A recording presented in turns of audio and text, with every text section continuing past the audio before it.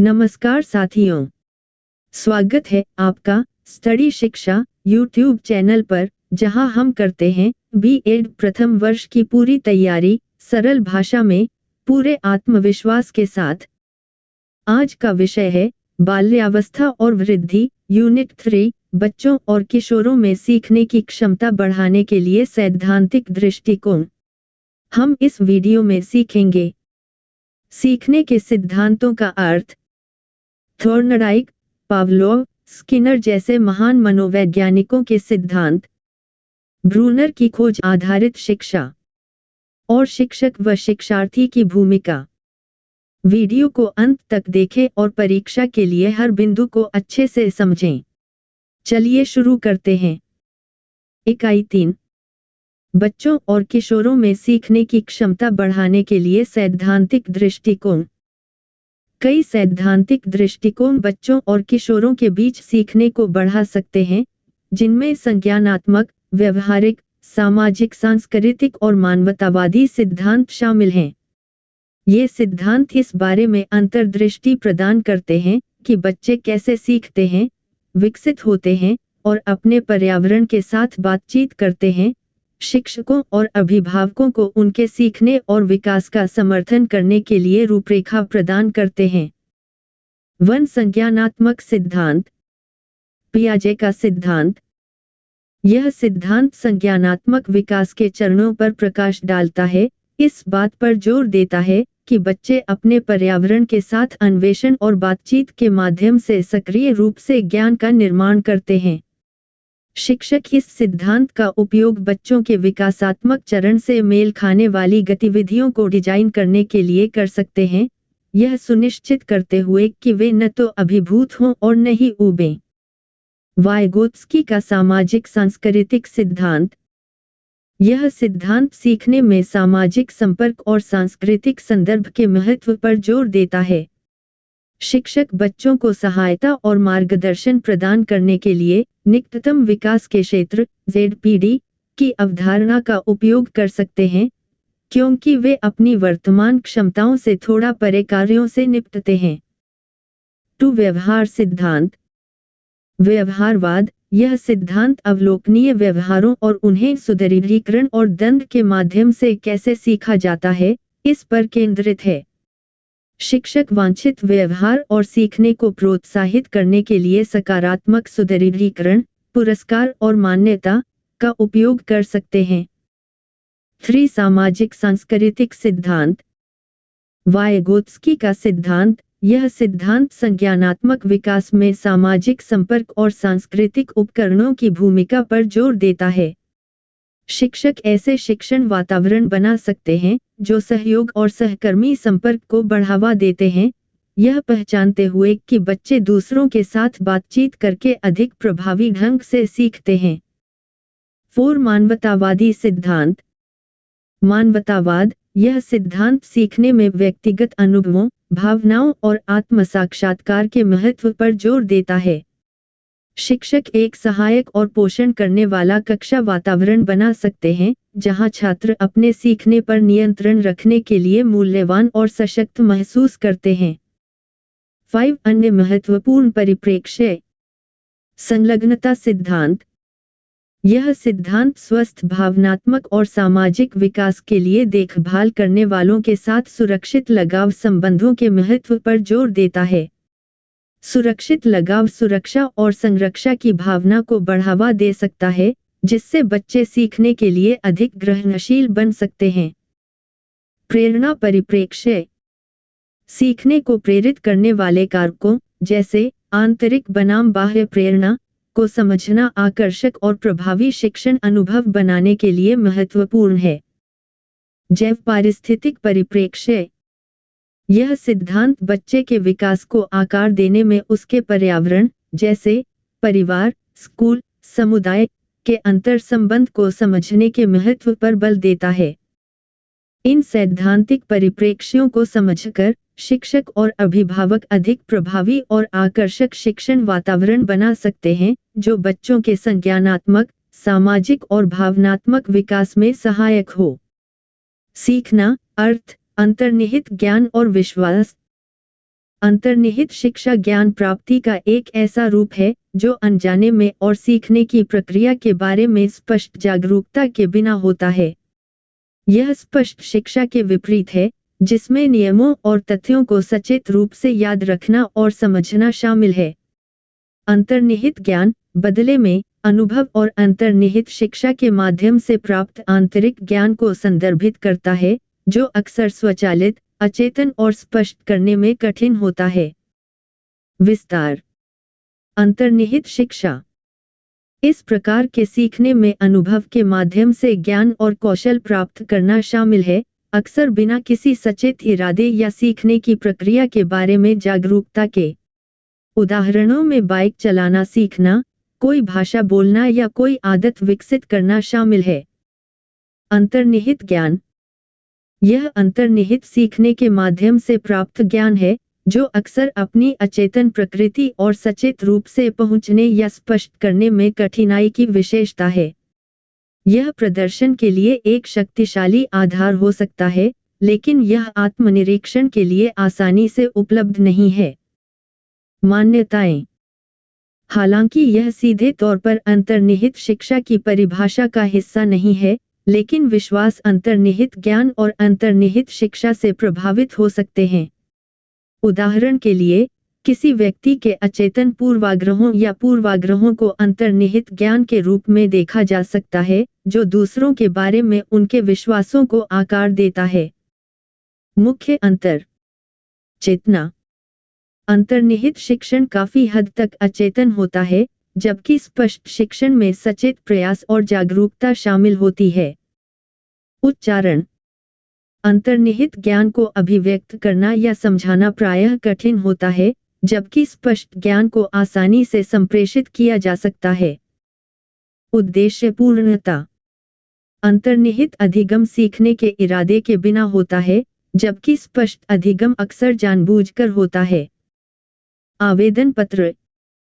अंतर्निहित ज्ञान स्वचालित व्यवहारों का मार्गदर्शन करता है, जबकि स्पष्ट ज्ञान के लिए अक्सर अधिक नियंत्रित प्रसंस्करण की आवश्यकता होती है। संक्षेप में, अंतर्निहित शिक्षण और अंतर्निहित ज्ञान हमारे जीवन भर सीखने और ज्ञान अर्जित करने के महत्वपूर्ण पहलू हैं। अक्सर हम इस प्रक्रिया या हमारे द्वारा संचित किए जा रहे ज्ञान के बारे में पूरी तरह से जागरूक हुए बिना। मानव अधिगम पर परिप्रेक्ष्य, संयोजनवादी या व्यवहारवादी, थॉर्नडाइक, शास्त्रीय और ऑपरेटिव कंडीशनिंग। कनेक्शनिस्ट और व्यवहारवादी दृष्टिकोण मानव सीखने पर अलग-अलग, फिर भी संबंधित दृष्टिकोण प्रदान करते हैं। कनेक्शनवाद, जो अक्सर कृत्रिम तंत्रिका नेटवर्क से जुड़ा होता है, परस्पर जुड़े नोड्स के नेटवर्क का उपयोग करके संज्ञानात्मक प्रक्रियाओं के मॉडलिंग पर ध्यान केंद्रित करता है। दूसरी ओर, व्यवहारवाद, कंडीशनिंग, विशेष रूप से शास्त्रीय और ऑपरेटिव कंडीशनिंग के माध्यम से अवलोकन योग्य व्यवहार को आकार देने में पर्यावरणीय उत्तेजनाओं और परिणामों की भूमिका पर जोर देता है। व्यवहारवाद केंद्र। व्यवहारवादी व्यवहार को आकार देने में बाह्य उत्तेजनाओं और पर्यावरणीय परिणामों की भूमिका पर जोर देते हैं। महत्वपूर्ण अवधारणाएं। शास्त्रीय कंडीशनिंग, उत्तेजनाओं के बीच संबंधों के माध्यम से सीखना, जैसा कि कुत्तों के साथ पावलोव के प्रयोगों द्वारा प्रदर्शित किया गया है, जहां एक तटस्थ उत्तेजना, उदाहरण के लिए, एक घंटी, एक उत्तेजना के साथ जुड़ जाती है, जो स्वाभाविक रूप से एक प्रतिक्रिया उत्पन्न करती है, उदाहरण के लिए, भोजन से लार आना। ऑपरेटिव कंडीशनिंग, व्यवहार के परिणामों के माध्यम से सीखना, जहां व्यवहार को सकारात्मक या नकारात्मक सुदृढ़ीकरण द्वारा मजबूत या कमजोर किया जाता है, जैसा कि स्किनर द्वारा खोजा गया था। थॉर्नडाइक का प्रभाव नियम, संतोषजनक परिणामों के बाद होने वाले व्यवहारों की पुनरावृत्ति होने की संभावना अधिक होती है, जबकि अप्रिय परिणामों के बाद होने वाले व्यवहारों की पुनरावृत्ति होने की संभावना कम होती है। उदाहरण: एक बच्चा दर्दनाक जलन, ऑपरेंट कंडीशनिंग, का अनुभव करने के बाद गर्म स्टोव से बचना सीखता है। कनेक्शनवाद केंद्र। कनेक्शनिस्टों का लक्ष्य परस्पर जुड़े नोड्स के नेटवर्क का उपयोग करके सीखने और स्मृति जैसी संज्ञानात्मक प्रक्रियाओं का मॉडल बनाना है, जो अक्सर मानव मस्तिष्क की संरचना और कार्य से प्रेरित होता है। महत्वपूर्ण अवधारणाएं: कृत्रिम तंत्रिका नेटवर्क, गणितीय मॉडल जो जैविक तंत्रिका नेटवर्क की संरचना और कार्य की नकल करते हैं तथा सूचना को संसाधित करने के लिए परस्पर जुड़े नोड्स का उपयोग करते हैं। सीखने के एल्गोरिदम, नेटवर्क में नोड्स के बीच कनेक्शन को समायोजित करने के लिए उपयोग किए जाने वाले एल्गोरिदम, इनपुट डेटा के आधार पर सीखने और पूर्वानुमान लगाने में सक्षम बनाते हैं। उदाहरण: चित्रों को पहचानने के लिए प्रशिक्षित तंत्रिका नेटवर्क, पिक्सेल डेटा में पैटर्न के आधार पर बिल्लियों और कुत्तों के बीच अंतर करना सीख सकता है। व्यवहारवाद और कनेक्शनवाद के बीच संबंध: यद्यपि वे अपने फोकस, व्यवहार बनाम संज्ञानात्मक प्रक्रिया में भिन्न हैं, कनेक्शनवाद को व्यवहारवाद के लिए एक अधिक कंप्यूटेशनल दृष्टिकोण के रूप में देखा जा सकता है। कनेक्शनिस्ट मॉडल शास्त्रीय और ऑपरेटिव कंडीशनिंग के पहलुओं का अनुकरण कर सकते हैं तथा तंत्रिका स्तर पर सीखने की प्रक्रिया के बारे में अधिक विस्तृत व्याख्या प्रदान कर सकते हैं। उदाहरण के लिए, कनेक्शनिस्ट मॉडल शास्त्रीय कंडीशनिंग में साहचर्य सीखने के तंत्र का अनुकरण कर सकते हैं। संक्षेप में, व्यवहारवाद यह बताता है कि कंडीशनिंग के माध्यम से व्यवहार कैसे सीखा जाता है, जबकि कनेक्शनवाद सीखने के अंतर्निहित तंत्रों को समझने के लिए एक कंप्यूटेशनल ढांचा प्रदान करता है, जो संभवतः व्यवहारवादी सिद्धांतों का अधिक यंत्रवत दृष्टिकोण प्रस्तुत करता है। संज्ञानात्मक अंतर्दृष्टिपूर्ण शिक्षण, टॉलमन का संकेत शिक्षण सिद्धांत। एडवर्ड टॉलमैन का संकेत अधिगम सिद्धांत, जो आधुनिक संज्ञानात्मकता का अग्रदूत है, तर्क देता है कि अधिगम में केवल उत्तेजना प्रतिक्रिया संबंधों के बजाय सार्थक व्यवहार के माध्यम से ज्ञान प्राप्त करना शामिल है। यह सिद्धांत इस बात पर जोर देता है कि व्यक्ति केवल उत्तेजनाओं पर प्रतिक्रिया नहीं करते हैं, वे संज्ञानात्मक मानचित्र बनाते हैं और लक्ष्यों की ओर प्रयास करते हुए विश्वासों और अपेक्षाओं के आधार पर कार्य करते हैं। टॉलमन के संकेत अधिगम सिद्धांत की प्रमुख अवधारणाएं: सार्थक व्यवहार। टॉलमैन का मानना था कि सीखना पर्यावरण में संकेतों या चिन्हों के अर्थ को समझने के बारे में है, न कि केवल रटे-रटाए संबंधों के बारे में। संज्ञानात्मक मानचित्र: व्यक्ति अपने पर्यावरण के आंतरिक प्रतिनिधित्व विकसित करते हैं, जिनमें मार्ग और संपर्क शामिल होते हैं, जो उनके व्यवहार को निर्देशित करते हैं। उद्देश्यपूर्ण व्यवहारवाद। टॉलमन के सिद्धांत को उद्देश्यपूर्ण व्यवहारवाद के नाम से भी जाना जाता है, जो सीखने की लक्ष्य निर्देशित प्रकृति पर प्रकाश डालता है। साइन-गेस्टाल्ट सिद्धांत। यह सिद्धांत सीखने को एक समग्र प्रक्रिया के रूप में देखता है, जहां विभिन्न घटक, संकेत, महत्व और साधन-साध्य संबंध एक साथ काम करते हैं। अव्यक्त अधिगम। टॉलमैन के शोध ने प्रदर्शित किया कि सीखना तत्काल सुदृढ़ीकरण या प्रेरणा के बिना भी हो सकता है, जिससे संज्ञानात्मक मानचित्रों के निर्माण का सुझाव मिलता है, जिनका बाद में उपयोग किया जाता है। स्थान सीखना। भूल-भुलैया में चूहों के साथ किए गए प्रयोगों से पता चला कि चूहे केवल मोड़ों के विशिष्ट अनुक्रमों के बजाय लक्ष्य, भोजन, के स्थान को भी जान सकते हैं, जो संज्ञानात्मक मानचित्रों के विचार का समर्थन करता है। संक्षेप में, टॉलमैन का संकेत अधिगम सिद्धांत सरल उत्तेजना प्रतिक्रिया संघों से ध्यान हटाकर अधिक संज्ञानात्मक परिप्रेक्ष्य की ओर ले जाता है, जो व्यवहार को निर्देशित करने में आंतरिक प्रतिनिधित्व, विश्वासों और अपेक्षाओं की भूमिका पर जोर देता है।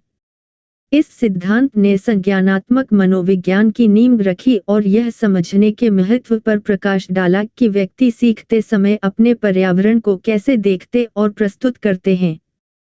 रचनावाद। रचनावाद शिक्षा में एक सीखने का सिद्धांत है, जहां छात्र सक्रिय रूप से नई जानकारी को मौजूदा ज्ञान और अनुभवों से जोड़कर अपनी समझ का निर्माण करते हैं।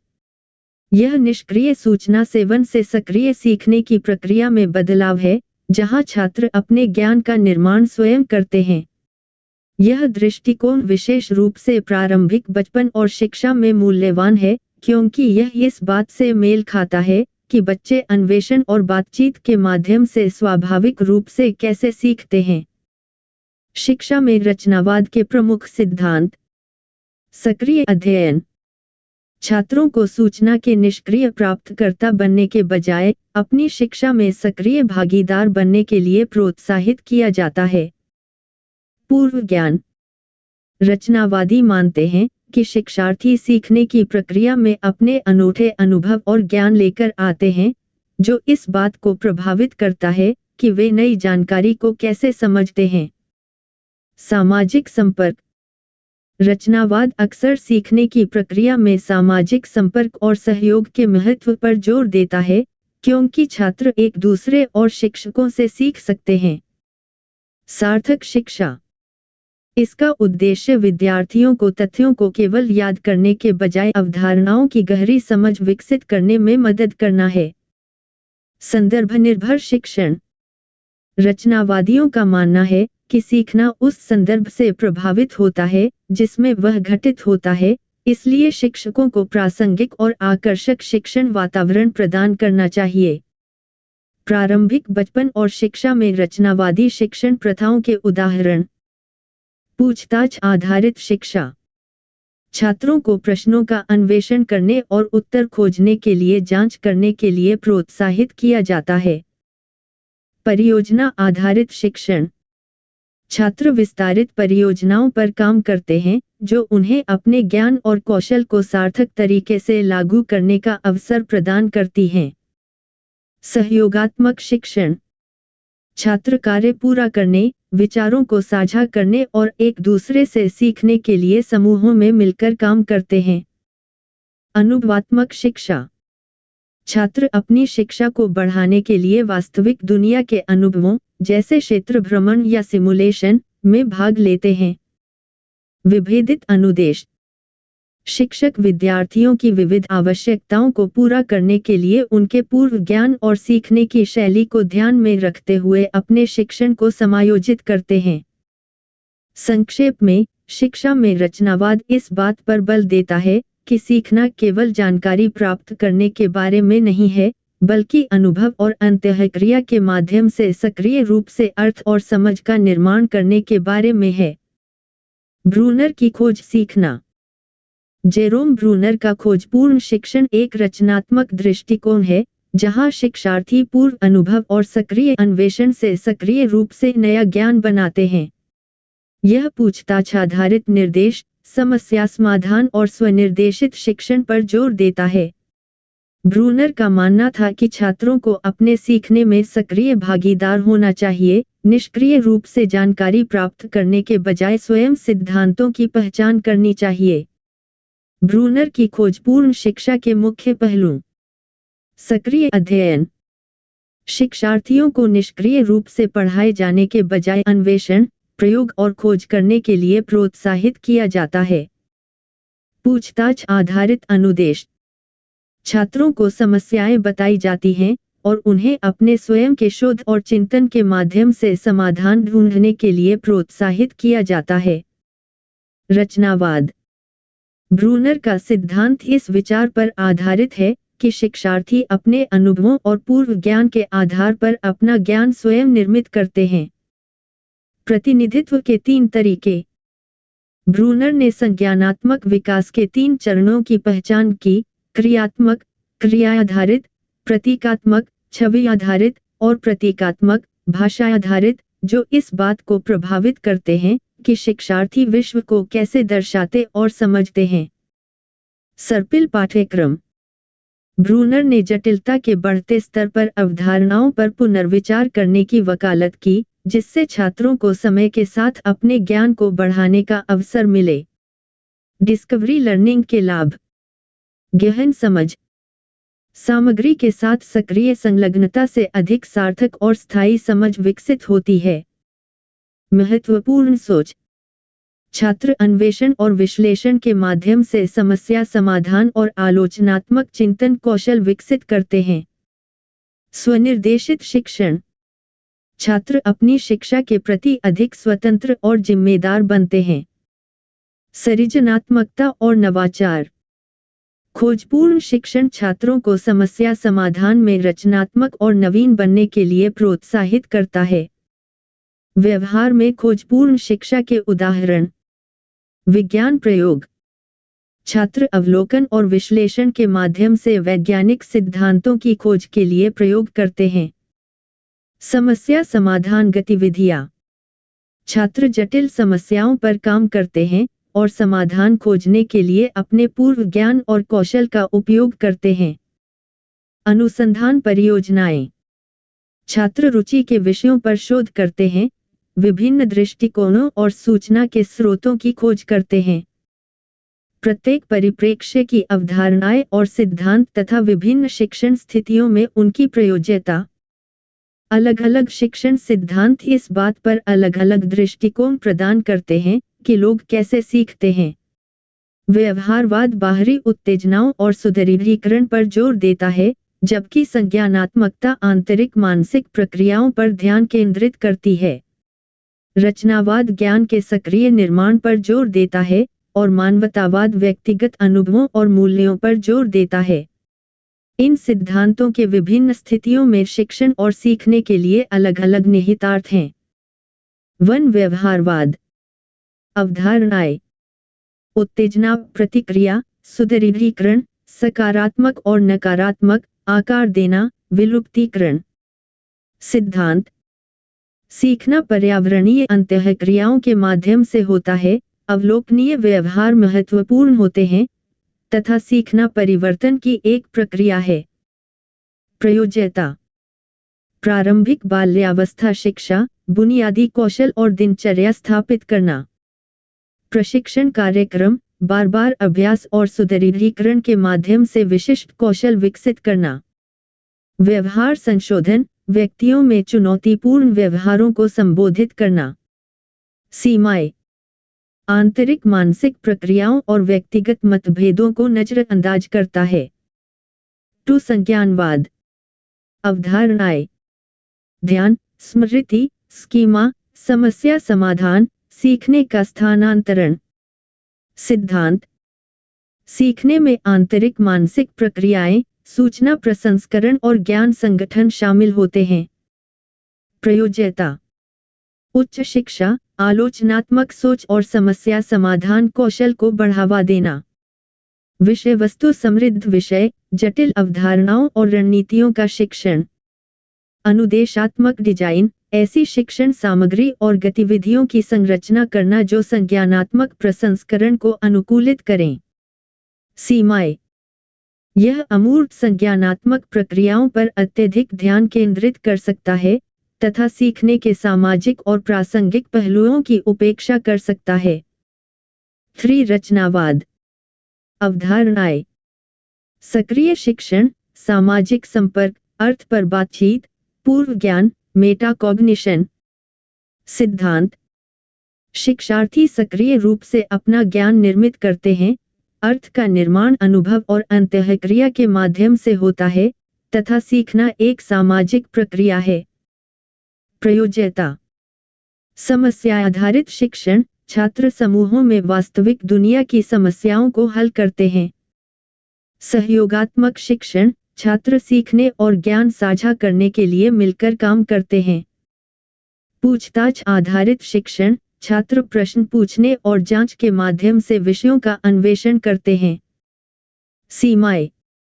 इसमें समय लग सकता है, तथा पारंपरिक शिक्षण विधियों की तुलना में अधिक संसाधनों की आवश्यकता हो सकती है।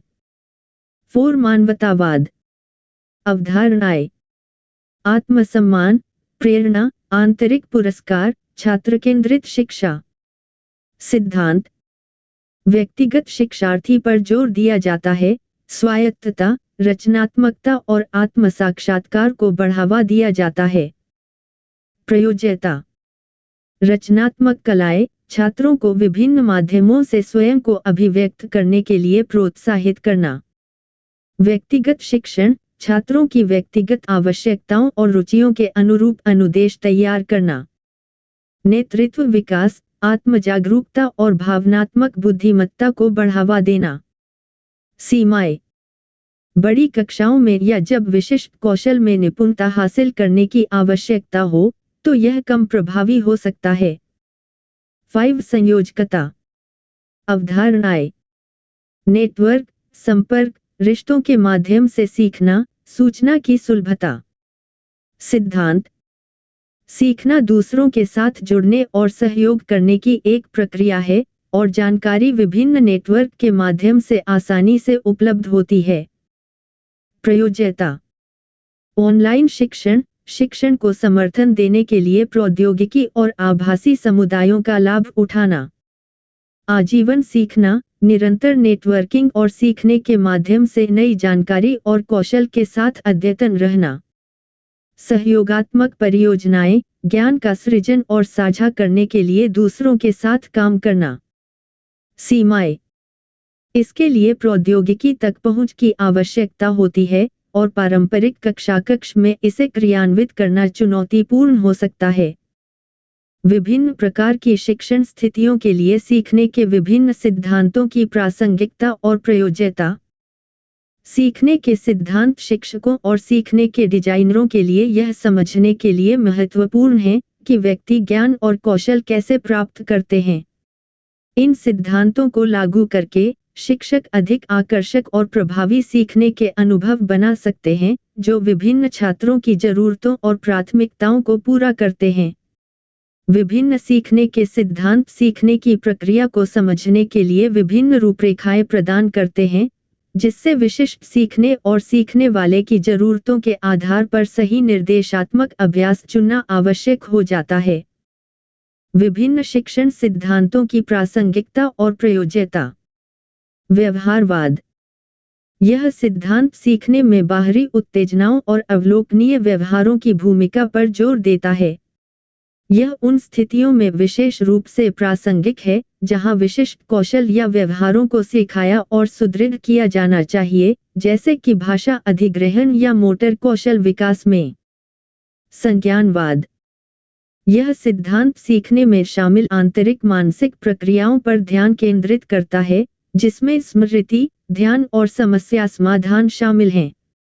यह समझने के लिए मूल्यवान है कि शिक्षार्थी जानकारी को कैसे संसाधित करते हैं और नए अनुभवों से अर्थ कैसे बनाते हैं।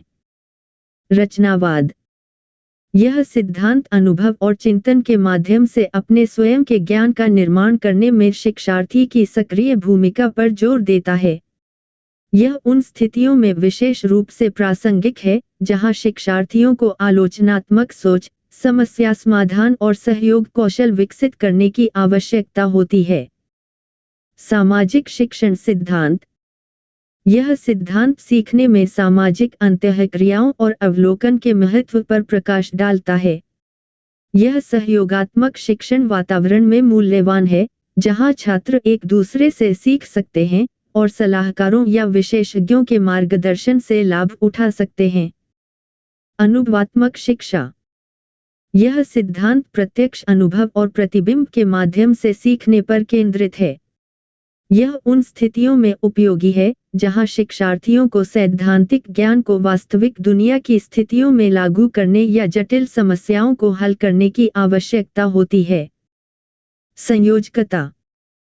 यह सिद्धांत ज्ञान की परस्पर संबद्धता और अन्य शिक्षार्थियों और संसाधनों के साथ संबंध बनाने के महत्व पर जोर देता है।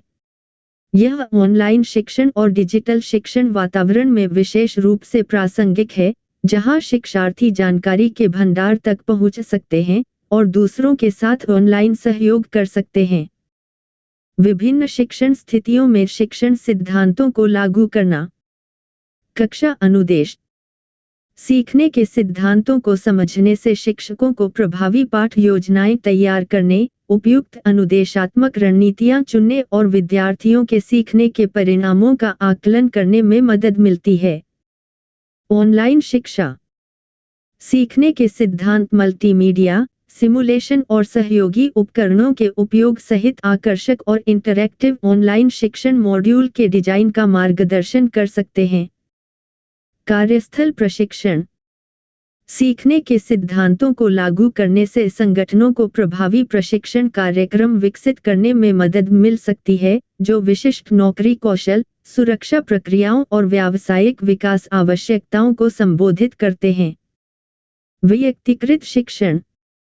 सीखने के सिद्धांतों का उपयोग व्यक्तिगत सीखने की योजनाएं बनाने के लिए किया जा सकता है, जो व्यक्तिगत शिक्षार्थियों की विशिष्ट आवश्यकताओं और सीखने की शैलियों को पूरा करती हैं। विभिन्न शिक्षण सिद्धांतों को समझकर और उनका प्रयोग करके शिक्षक और शिक्षण डिजाइनर अधिक प्रभावी और आकर्षक शिक्षण अनुभव बना सकते हैं, जो छात्रों की प्रेरणा को बढ़ावा देंगे, गहन समझ को बढ़ावा देंगे और शिक्षण परिणामों को बढ़ाएंगे। विभिन्न सैद्धांतिक परिप्रेक्ष्यों में देखी गई विभिन्न शिक्षण स्थितियों में शिक्षार्थी की भूमिका।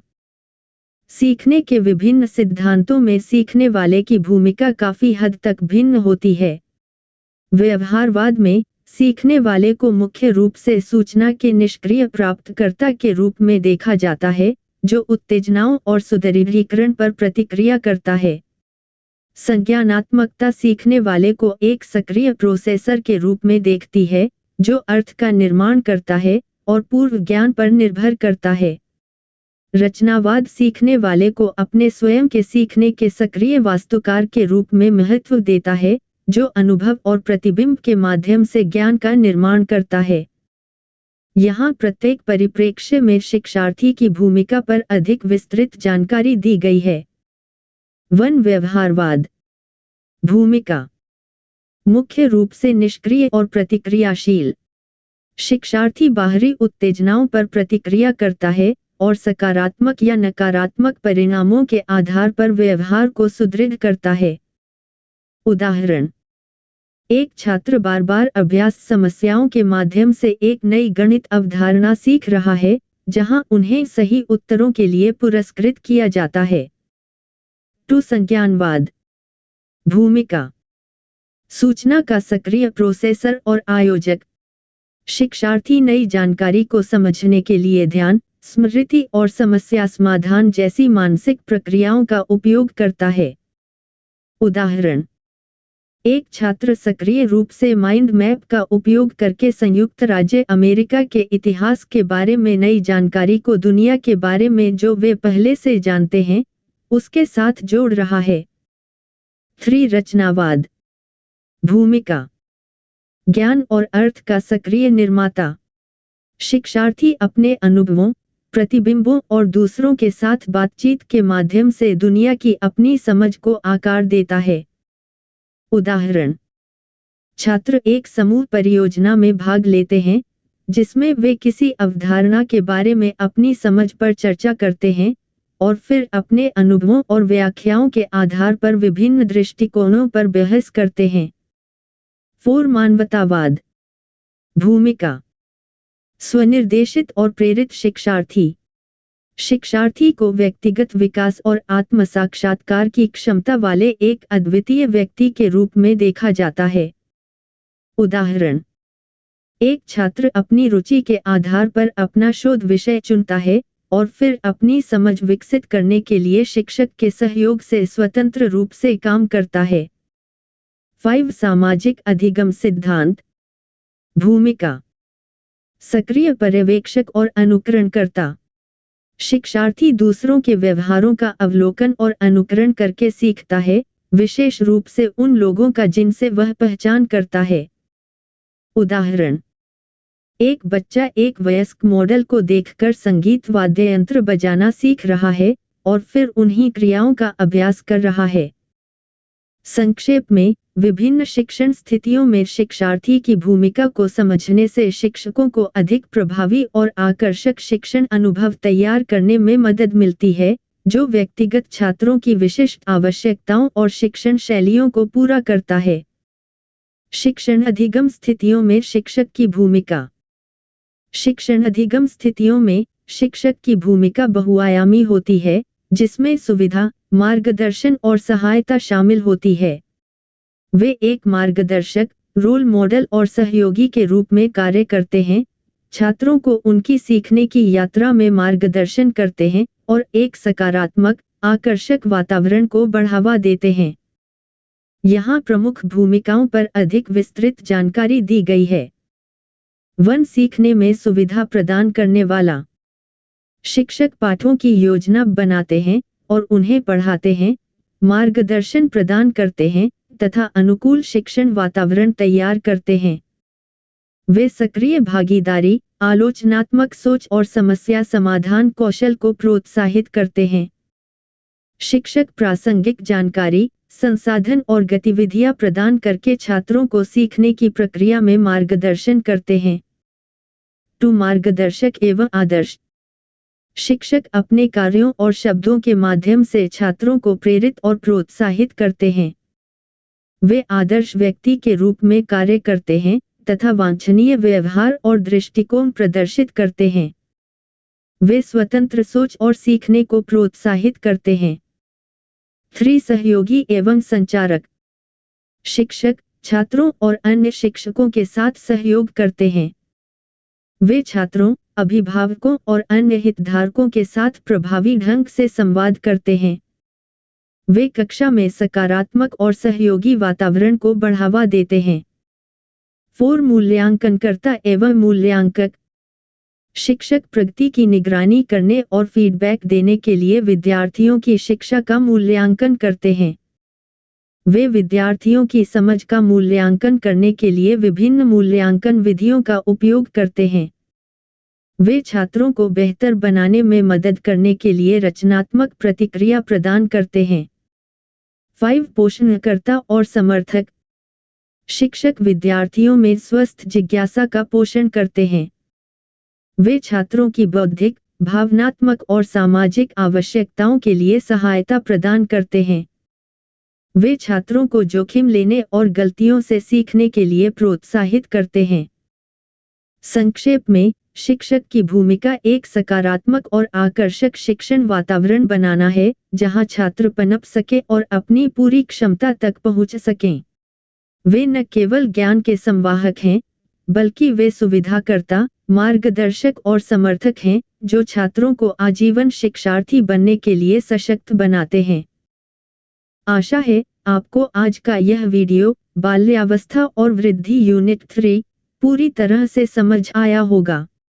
अगर आपको वीडियो पसंद आया तो लाइक करें, कमेंट करें, दोस्तों के साथ शेयर करें और स्टडी शिक्षा चैनल को सब्सक्राइब करना न भूलें।